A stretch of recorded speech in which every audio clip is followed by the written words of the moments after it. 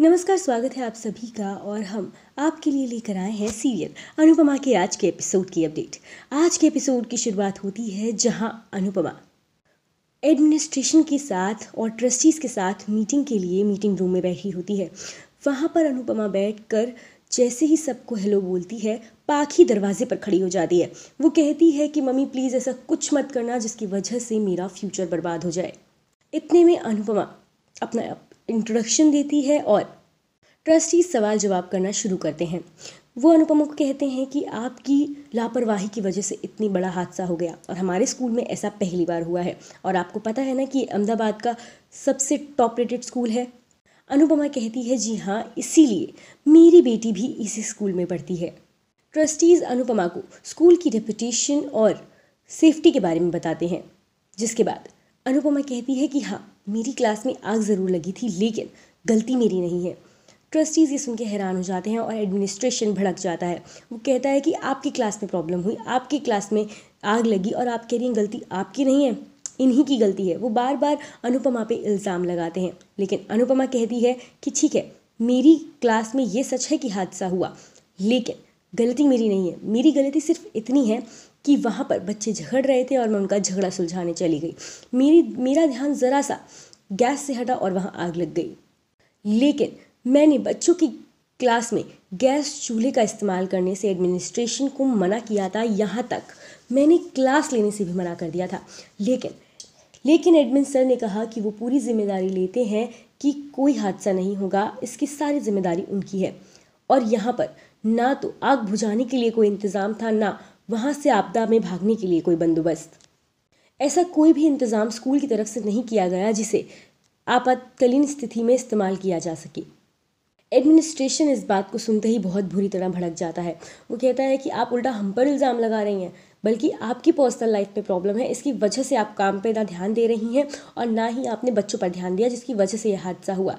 ये बात trustees confirm करने के लिए अनुपमा से पूछते हैं। अनुपमा कहती है कि हाँ, ये बात सच है कि मेरे घर में कुछ दिक्कतें चल रही हैं, मेरी पर्सनल लाइफ ठीक नहीं है, लेकिन मैं अपनी पर्सनल को अपनी प्रोफेशनल लाइफ से अलग ही रखती हूँ। वो ट्रस्टीज़ को कहती है कि हाँ, मैं घर में सिर्फ एक माँ हूँ, लेकिन यहाँ मेरी जिम्मेदारी दुगनी है क्योंकि मैं टीचर और माँ दोनों हूँ और मुझे दोनों की जिम्मेदारी निभानी है। इसलिए मैं अपने घर से ज़्यादा अपने स्कूल पर ध्यान देती हूँ। अनुपमा वहाँ पे एक पेन ड्राइव निकाल कर रखती है और कहती है कि इसमें सबूत है कि मैं एडमिन सर से बात कर रही हूँ कि मुझे गैस चूल्हा नहीं चाहिए और मैं क्लास नहीं लूँगी।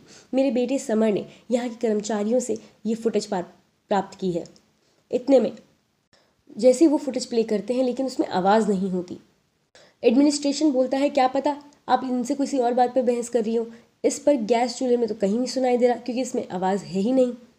वनराज को वहाँ पे बैठे बैठे गुस्सा आ रहा होता है कि अनुपमा चुपचाप हाँ क्यों नहीं बोल देती कि गलती उसी की है, मान क्यों नहीं लेती। इतने में अनुपमा ट्रस्टी को कहती है कि हाँ, इसमें पता नहीं चल रहा, लेकिन मैं इनसे बात वही कर रही हूँ। और अगर आप लोगों ने ये सब सोच ही लिया था कि गलती मेरी ही है और मुझी पर इल्ज़ाम डालना है, तो फिर ये मीटिंग का ड्रामा क्यों।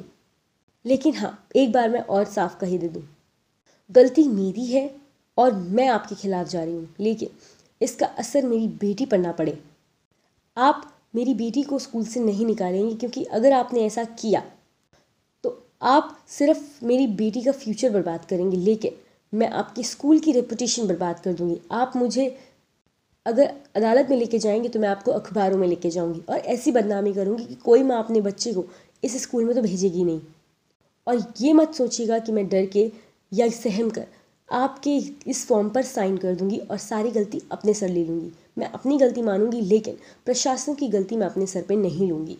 और जैसे ही अनुपमा ये सारी बातें कहती है, वैसे ही वहाँ पे बहुत सारे बच्चे आ जाते हैं जो उस वक्त क्लास में मौजूद थे और वो आकर ट्रस्टीज़ को बताते हैं कि किस तरह से अनुपमा ने मना किया था एडमिन सर को कि वो क्लास नहीं लेगी। और बच्चों ने ये सारी बातें वेटिंग के दौरान बाहर गेट पर सुनी थी, लेकिन घर वालों ने उन्हें प्रेशराइज़ किया था, इसलिए उन्होंने कुछ भी नहीं कहा। आप प्लीज़ अनुपमा मैम को मत निकालिए। अगर आज हम यहाँ पर ठीक ठाक खड़े हैं तो इन्हीं की बदौलत खड़े हैं। और बच्चे बार वहाँ पर रोने लगते हैं, जिसे ट्रस्टीज़ देखकर थोड़े कंफ्यूज हो जाते हैं। वहाँ में एक बच्चा निकल कर आता है जो कहता है कि मेरी गलती थी, मैं शरारत कर रहा था और अनुपमा मैम मुझे समझाने आई थी, इसी वजह से उनका ध्यान हटा और ये सब हो गया। आग मेरी वजह से लगी थी, मैम की वजह से नहीं। इतने में वहाँ पर मौजूद प्रिंसिपल भी इस बात को सुन के थोड़ा सोचने पर मजबूर हो जाती है और वो वहाँ पे खड़े होकर ट्रस्टीज़ और एडमिनिस्ट्रेशन के सामने कहती हैं कि जो बात हम बच्चों को सिखाते हैं कभी कभी हम वो खुद ही भूल जाते हैं, और आज इन बच्चों की वजह से मुझे वही बात फिर से याद आई। गलती करना कोई बड़ी बात नहीं है, लेकिन उस गलती को छुपाना और उसे सही ना करना ये पाप है। सॉरी सर, मुझे प्रेशराइज किया गया था कि अनुपमा को मैं मनाऊं कि वो अपने सर पे इल्ज़ाम ले ले।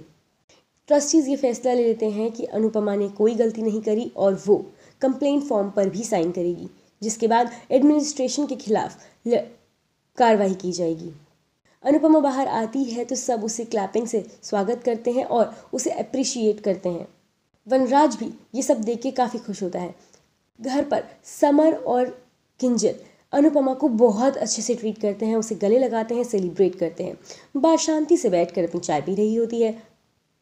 घर में बहुत अच्छा माहौल होता है और अगले दिन किंजल किचन में अनुपमा की मदद कराती है तो वो कहती है कि ठीक है समर, आपका फेवरेट था, पर हम भी तो आपके बेबीज़ हैं ना, अगर वो यहाँ नहीं है तो कम से कम स्माइल तो कर लीजिए।